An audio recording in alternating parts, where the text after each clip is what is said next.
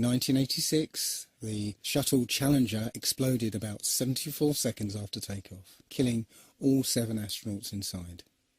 Or did it? It turns out that 6 of the 7 are still alive and kicking today. Ellison Onizuka claims to be his identical twin brother, Claude. Yeah, I've got an identical twin brother, Claude, too. The Challenger pilot, Mickey Smith, hasn't even bothered changing his name. He's now Professor Michael J. Smith of University of Wisconsin. Now, Krista McAuliffe was a bit of a sneaky one. She was the Challenger payload specialist, quite famous for being a teacher. It turns out during her astronaut days she was using her middle name, Krista, and now she goes by her first name, Sharon, and she's a Syracuse law professor. The Challenger commander, Francis Richard Scobie, is now Dick Scobie, which sounds like a rather unpleasant disease, CEO of Cows in Trees Limited.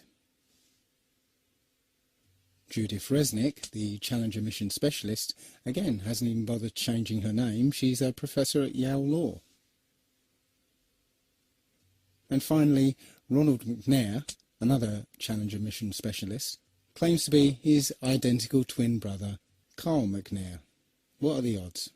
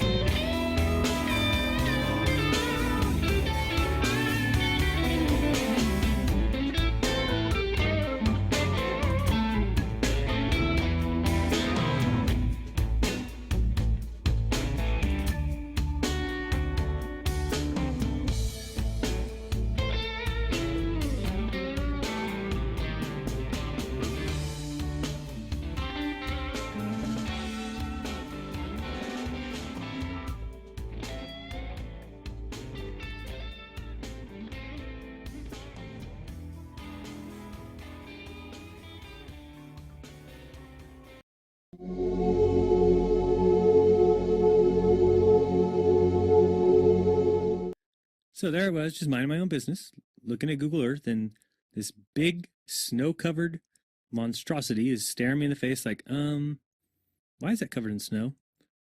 I look into Ireland and some other areas around it, Iceland.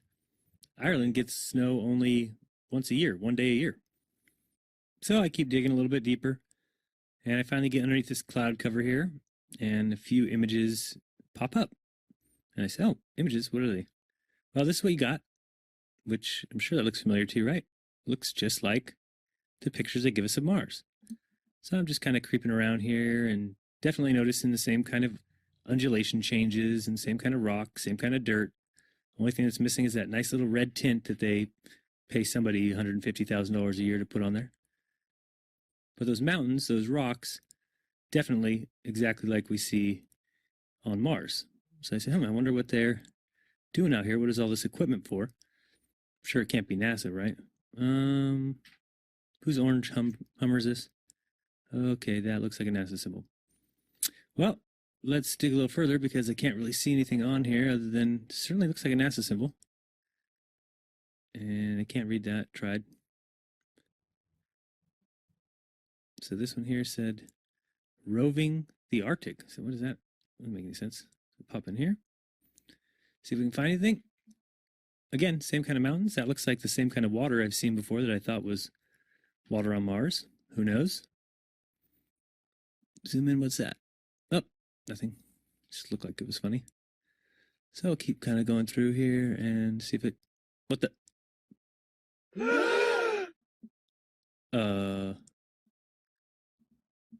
Yeah. So, I think I found out where Mars is, guys. It's just about 1,000 miles north of me. Not quite the distance that NASA says, but I can't find anybody who's in charge of this. They must be hiding behind these rocks. Oh no, there they are out in front of everybody, just standing there.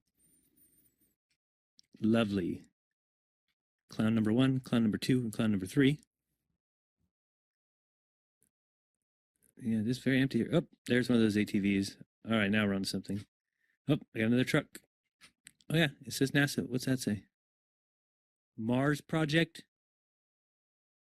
No,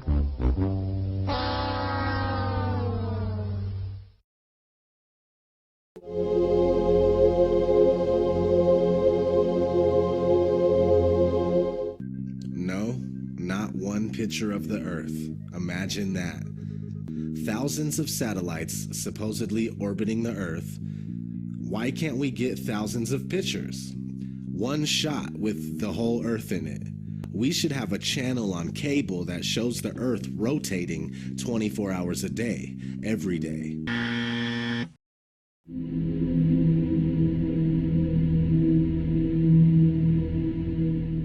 This next-generation spacecraft will enable America to explore beyond low Earth orbit. The kinds of technologies that we're testing out on Space Station are definitely helping us with our goals of going beyond low Earth orbit. Early in the next decade, a set of crewed flights will test and prove the systems required for exploration beyond low Earth orbit. The plan that NASA has is to build a rocket called SLS, which is a heavy lift rocket. It's something that is much bigger than what we have today, and it will be able to launch the Orion capsule with humans on board, as well as landers or other components to destinations beyond Earth orbit. Right now, we only can fly in Earth orbit. That's the farthest that we can go, and this new system that we're building is going to allow us to go beyond and hopefully take humans into the solar system to explore. So the moon, Mars, asteroids, there's a lot of destinations that we could go to, and we're building these building block components in order to allow us to do that eventually. We are headed 3,600 miles above Earth, 15 times higher from the planet than the International Space Station. As we get further away from Earth, we'll pass through the Van Allen belts, an area of dangerous radiation. Radiation like this could harm the guidance systems, onboard computers, or other electronics on Orion. Naturally, we have to pass through this danger zone twice, once up and once back. But Orion has protection. Shielding will be put to the test as the vehicle cuts through the waves of radiation. Sensors aboard will record radiation levels for scientists to study. We must solve these challenges before we send people through this region of space. We must solve these challenges before we send people through this region of space. We must solve these challenges before we send people through this region of space.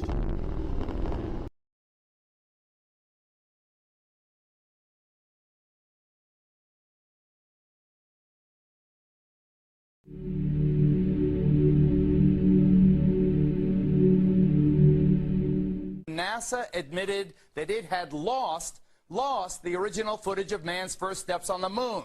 YouTube and watch A Funny Thing Happened on the Way to the Moon. It contains newly discovered evidence, which is part of the missing tapes, of outtakes from the first mission to the moon, of them falsifying a shot of being halfway to the moon. We found never before seen footage of them faking part of the photography, which is in A Funny Thing Happened on the Way to the Moon, which has been licensed 5 times and can only now be viewed on YouTube. Here they discuss the fact that they have turned out the lights and have blocked out sunlight from entering the spacecraft through the other windows, as to not cause any reflected light to fall onto the spacecraft's wall in the foreground. Okay, very good. Well, we shut out the sun coming in some of the other windows into the spacecraft, so it's looking through the number 1 window, and there isn't any reflected light. The reason this was done is so that the truth of the matter would not be revealed. It is this. Though the federal government would have you believe that this is a view of Earth from a distance out of the spacecraft's window as it nears the moon, it is not.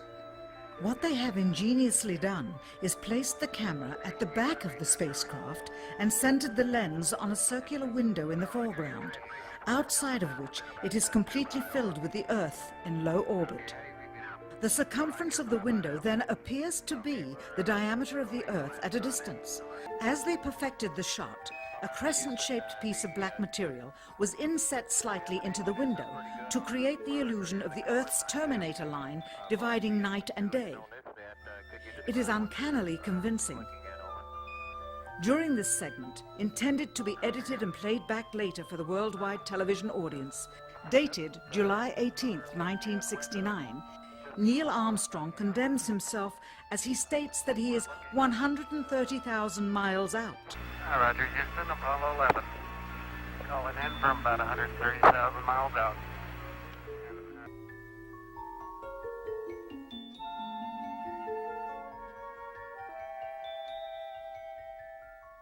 Finally, the iris is opened up and you can see the real location of the camera and the very bright and near Earth out the window.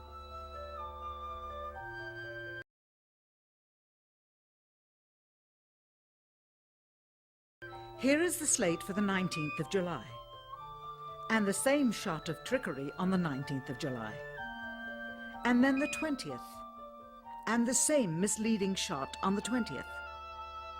Later that evening, they were said to be walking on the moon. How can this be when they were in Earth orbit only 9 hours earlier, and the moon is some 3 days' journey away? So I took a year and I traveled across the country, and folks, I've actually posted it on YouTube. It's called Did We Go? And the challenges, Geraldo, everywhere I went, it was just amazing. Moon rocks falling in Antarctica, Neil Armstrong's silence. But I was the first to report, and you played the clip earlier tonight, that all the science data, the telemetry data was missing. Now, Geraldo, for NASA to come out and say that all the tapes were erased, I mean, it's incredible. Geraldo, this isn't just one tape. This is rooms of tape labeled Apollo 11 moon landing. Someone had to physically go and erase it. It's very challenging to try to prove we landed on the moon, and it shouldn't be challenging. The tape should be there. There should be plenty of evidence.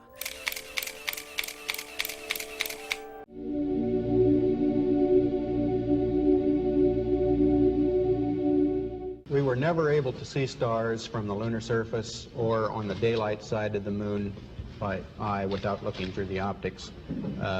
I don't recall during the period of time that we were photographing the solar corona what stars we could see. I don't remember seeing any. The sky is deep black when viewed from the moon, as it is when viewed from cislunar space, the space between the Earth and the moon. And we could not see stars. It's not a black void. I mean, it's black, but there's all kinds of little polka dots. There's all the stars there, and the cool thing is about it, you can see it during the day. And when you're in space and you're looking into deep space and you're on the sun side of the orbit, the sunlight washes out all the starlight, so you can't see any stars, just like here on Earth. There's all the stars there, and the cool thing is about it, you can see it during the day. Yeah, you can, and there's more than stars. You can see planets. You can see moons. You see the gas Magellan clouds of the Milky you Way see galaxy. the Magellanic. The sunlight washes out all the starlight, so you can't see any stars, just like here on Earth. Pretty much all the time you can see the stars. Then when you look out into deep space away from the sun, it's the darkest black you can imagine. Pretty much all the time you can see the stars.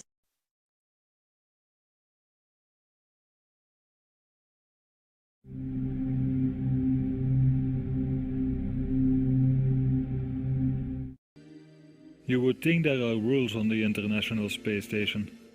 For example, be careful with water next to electric devices. Their life depends on it. And I thought I'd show you how I do it. Let's see. To get started, these are the things I need. A bag of warm water, a little no-rinse shampoo, towel, and my comb. What I like to do is start by just putting some hot water, squirting it onto my scalp. And I have a mirror here so I can kind of watch what I'm doing. Sometimes the water gets away from you, and you try and catch as much as you can. Here I am, and I got my water. So first of all, I'd like to show you how water behaves in weightlessness, which is kind of interesting. Of course, it doesn't fall down like it does on Earth, and it kind of tends to stick to your skin because of surface tension.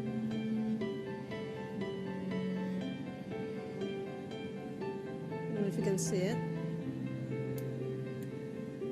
See, it doesn't really want to move away from your hand,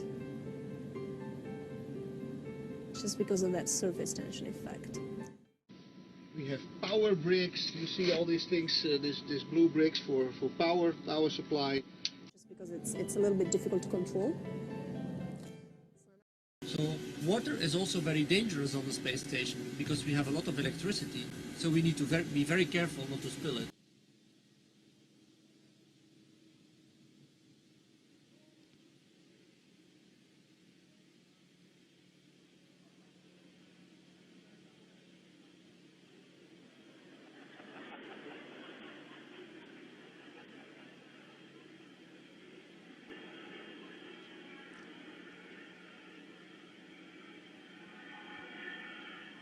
It's getting nice and wet.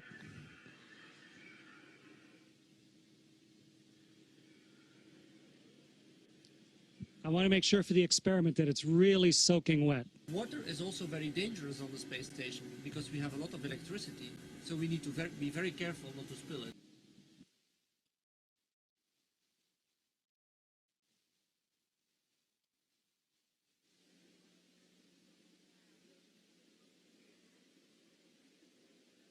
Okay. So we need to be very careful not to spill it. So I have a soaking wet washcloth here floating in front of me. Oh, there's one ball of water floating around. I'll put it on the washcloth. Okay. So we need to be very careful not to spill it. So here's a soaking wet washcloth. Get the microphone so you can hear me while I'm talking. And now let's start wringing it out. Right. It's really wet.